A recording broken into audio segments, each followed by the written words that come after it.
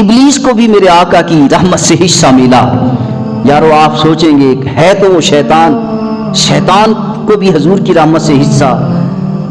مولانا عبد الرحمن جامی رحمۃ اللہ علیہ نے شواہد النبوت اور دیگر کتب حدیث میں یہ ذکر موجود ہے کہ ابلیس کو بھی حضور کی رحمت سے حصہ ملا۔ ابلیس کو وہ کیسے ملا؟ ابلیس خود کہتا ہے کہ جب اللہ نے فرمایا اسجدو، میرے آدم کو سجدہ کرو، سارے فرشتوں نے سجدہ کیا الا ابلیس نے سجدہ نہ کیا، ابا واستکبر، پھر گیا تکبر کیا۔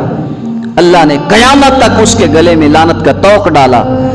لعنت کا طوق ڈالنے کے ساتھ اللہ کریم نے اسی وقت حضرت آدم علیہ السلام کے دور میں اللہ کریم نے ابلیس کے ساتھ ایک فرشتہ مقرر کیا جو روزانہ ابلیس کے چہرے کو مکہ مارتا، اور اتنی زور سے مکہ مارتا کہ ایک مکے کا نشان دوسرے دن کی صبح تک رہتا۔ ابلیس کہتا ہے کہ مجھے ہر روز وہ مکہ لگتا رہا۔ حضرت آدم سے لے کر حضرت عیسیٰ علیہ السلام تک جتنے انبیاء آئے دنیا کے اندر، ہر نبی کے دور کے اندر یہ ساری زندگی یہ میں سزا کھاتا رہا، مکے کھاتا رہا۔ اے محبوب، جب آپ دنیا میں تشریف لائے، قرآن کی آیت نازل ہوئی وما ارسلناک الا رحمۃ للعالمین۔ ابلیس کہتا ہے میں نے خدا کی بارگاہ میں عرض کیا یا اللہ تو نے اپنے محبوب کو سارے جہانوں کے لیے رحمت بنا کر بھیجا ہے، اس رحمت سے مجھے بھی حصہ عطا فرما۔